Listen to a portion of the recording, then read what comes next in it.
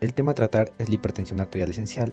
Ese tema fue desarrollado por estudiantes de la Cátedra de Farmacología de sexto semestre de la carrera de Medicina de la Universidad Central del Ecuador. La hipertensión arterial, también conocida como tensión arterial alta o elevada, es un trastorno en el cual los vasos sanguíneos tienen una tensión persistentemente alta, lo cual puede dañarlos. La mayoría de pacientes con hipertensión no muestran ningún síntoma. Todo esto depende del grado de evolución de la enfermedad, que puede manifestar síntomas como dolor de cabeza, dificultad respiratoria, vértigos, dolor torácico, palpitaciones y hemorragias nasales. Si no se controla, la hipertensión puede provocar un infarto, un ensanchamiento del corazón, es decir, de las cavidades, y a la larga una insuficiencia cardíaca. Pero, ¿qué valores de presión arterial son elevados? ¿Y cuáles indican hipertensión?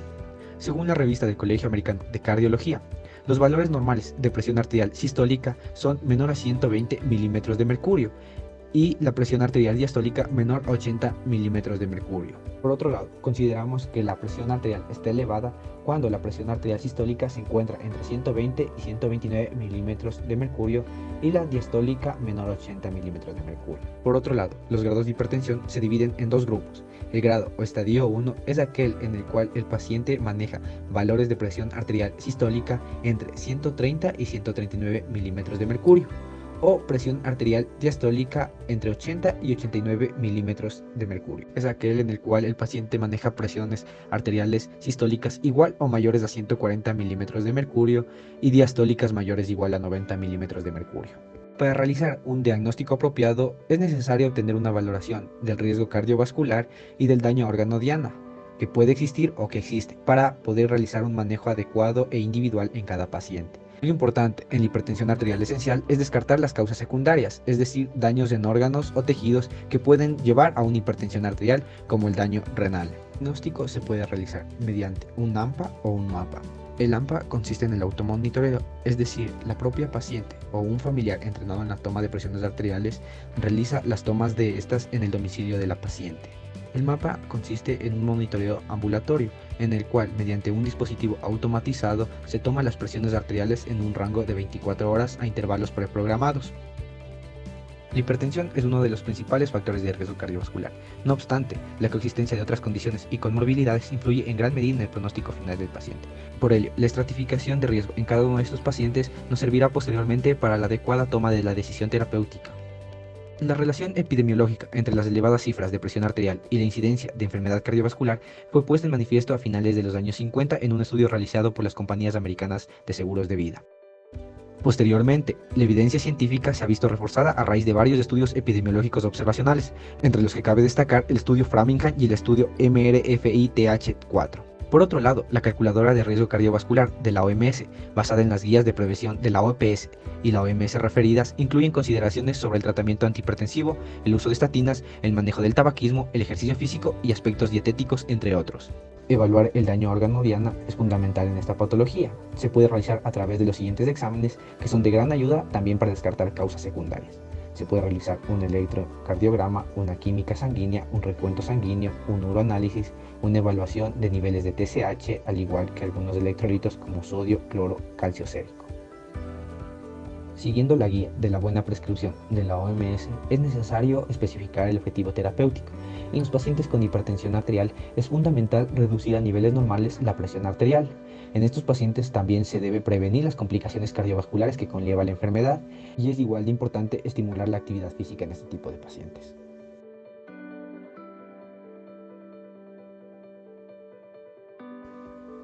El siguiente flujograma muestra algunas recomendaciones del manejo de pacientes dependiendo de la presión arterial que presentan. Si la presión arterial se encuentra dentro de un rango normal, es decir, menor a 120-80 milímetros de mercurio, se debe estimular un buen estilo de vida, es decir, ejercicio más una dieta saludable, y se debe realizar un control dentro de un mes. Si tenemos un paciente con presión arterial elevada, es decir, una presión arterial sistólica entre 120 y 129 milímetros de mercurio y una diastólica menor a 80 milímetros de mercurio, es fundamental una terapia no farmacológica, donde se requiere estimular el cambio de estilo de vida del paciente, es decir, estimular el ejercicio y una mejor dieta, y se hace un control dentro de los 3 a 6 meses siguientes. En caso de tener un paciente con hipertensión grado 1 y si su riesgo de enfermedad cardiovascular dentro de los 10 siguientes años es mayor al 10%, se le recomienda terapia no farmacológica y medicación antihipertensiva y se realiza un control dentro del mes siguiente. Si sus resultados fueron óptimos, se realiza controles dentro de 3 a 6 meses. Pero si el tratamiento no fue óptimo o no cumplió con el objetivo de bajar la presión, se evalúa la adherencia al tratamiento y se debe considerar intensificar la terapia. En caso de no presentar un riesgo de enfermedad cardiovascular, se le recomienda dar terapia no farmacológica y se le llama a control dentro de los 3 a 6 siguientes meses. Si el paciente presenta una hipertensión grado 2, se recomienda una terapia no farmacológica junto a una terapia farmacológica con antihipertensivos y se llama control en un mes. Si se obtiene buenos resultados, se llama controles regulares dentro de los 3 a 6 siguientes meses. En caso de no existir respuesta, se evalúa la adherencia al medicamento y se considera intensificar las dosis de los antihipertensivos. En esta imagen se puede observar a qué nivel actúa cada antihipertensivo. Por ejemplo, para formar angiotensina 2 se necesita unos pasos previos. Como podemos observar, el angiotensinógeno es un precursor que debe transformarse en angiotensina 1. Para esto necesita de la renina. Este paso puede ser inhibido por los beta bloqueadores, antagonistas de alfa o el alisquiren, que es un inhibidor directo de la renina. Una vez formada la angiotensina 1, esta debe transformarse en angiotensina 2 gracias a la enzima convertidora de angiotensina, la cual es inhibida por los IECA. La angiotensina 2 actúa a nivel de la corteza suprarrenal para liberación de aldosterona, que hace que los riñones retengan sodio y pierdan potasio. Este paso es inhibido por la espironolactona, la cual es un antagonista de la aldosterona. La angiotensina 2 también actúa a nivel de los vasos sanguíneos, produciendo una vasoconstricción al interactuar con sus receptores. Este paso puede ser inhibido por los ARA2, que son antagonistas de los receptores de angiotensina 2. A nivel del tono del vaso sanguíneo también actúan otros fármacos, como son los bloqueadores de canales de calcio, que impiden la entrada de este ion a las células del vaso sanguíneo y por lo tanto inhiben su contracción. También se encuentran los bloqueadores de los canales de potasio y los bloqueadores alfa. Todos estos impiden la vasoconstricción y por lo tanto el alza de la presión. A nivel del corazón actúan los beta bloqueadores, impidiendo que el corazón trabaje tan rápido y por lo tanto disminuya la presión arterial o postcarga. También existen fármacos que trabajan a nivel nervioso o a nivel espinal. Una vez que tenemos los medicamentos que pueden servir para esta enfermedad, se debe comparar la eficacia, seguridad, conveniencia y costo entre estos para ver cuál es el mejor para nuestro paciente. Al evaluar la eficacia, observamos que todos estos fármacos actúan como antihipertensivos. También evaluamos la reducción del riesgo cardiovascular y la reducción de la mortalidad. En la seguridad se evalúan los efectos adversos de cada fármaco. En la conveniencia se evalúa la adherencia al medicamento por parte del paciente. Aquí es fundamental tomar en cuenta la presentación de cada medicamento. En el costo se evalúa el precio. Esto es importante ya que la mayoría de pacientes prefieren la medicación más barata. En el caso de la hipertensión, el medicamento bueno, bonito y barato es un fármaco que pertenezca al grupo de los diuréticos. Esto se puede comprobar a través de una revisión literaria científica, principalmente de metaanálisis obtenidos de Cochrane. Como ya se mencionó anteriormente, las medidas no farmacológicas son fundamentales para el manejo de estos pacientes, por lo cual el Colegio Americano de Cardiología nos recomienda la pérdida de peso, ya que por cada kilogramo perdido reducimos un punto de presión arterial, llegando a reducir hasta como máximo 5 puntos. En pacientes normotensos se ha visto que reduce de 1 a 3 puntos la reducción de peso. También se recomienda una dieta DASH que incluye frutas, vegetales, granos y alimentos con poco contenido de grasas, que ayudan a reducir en pacientes hipertensos hasta 11 puntos de presión arterial, mientras que en normotensos se ha visto que reduce hasta 3 puntos. Junto a esto se recomienda una ingesta baja de sodio, que va entre los 1500 y 1000 miligramos de sodio al día. Esto se ha visto que ayuda a reducir la presión en 5-6 puntos en pacientes hipertensos y de 2 a 3 puntos en pacientes normotensos. La ingesta de potasio en la dieta no menos de 3500-5000 miligramos al día se ha demostrado que puede reducir la presión arterial en pacientes hipertensos entre 4 y 5 puntos, mientras que en normotensos ayuda a reducir en 2 puntos la presión arterial. Como es obvio, la actividad física también ayuda a reducir la presión. Por ejemplo, con ejercicios aeróbicos en los hipertensos se reduce entre 5 a 6 puntos.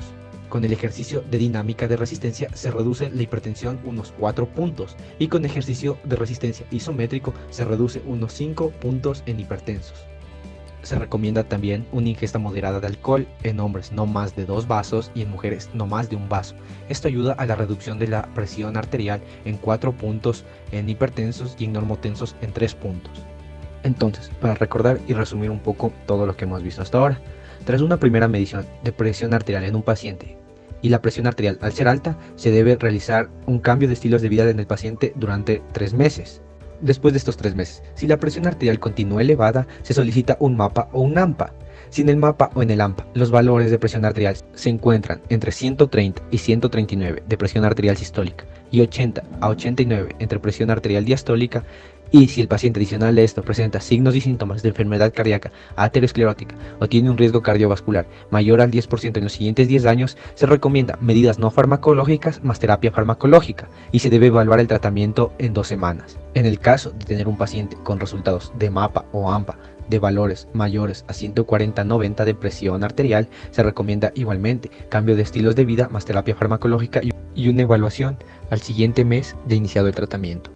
Ahora que sabemos cómo manejar la hipertensión arterial, vamos a realizar un ejercicio en el cual vamos a fijar nuestros conocimientos adquiridos a través de un caso clínico. En el caso presentado tenemos un paciente de 49 años de edad que acude a consulta externa del Hospital D por preocupación de su estado de salud, ya que refiere haberse medido la presión arterial cada mes en un punto de atención gratuita Salud al Paso del Distrito Metropolitano de Quito, en el Parque La Alameda, durante los últimos 3 meses. Los valores de la presión arterial refiere haber sido mayores de 130-90. Como datos importantes y adicionales tenemos un peso de 72 kilogramos, un índice de masa corporal de 24.1 y una presión arterial en el momento de la consulta de 144/92.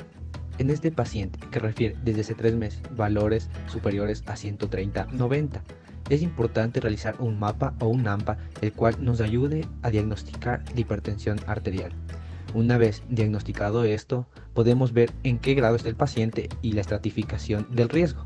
Este paciente presentó un riesgo cardiovascular menor al 10% en los próximos 10 años y en el MAPA se obtuvieron valores de 135/88, por lo cual el tratamiento en este paciente es medidas no farmacológicas junto a medidas farmacológicas. A continuación, se presentan unas preguntas sobre todo lo que se ha tratado en esta presentación.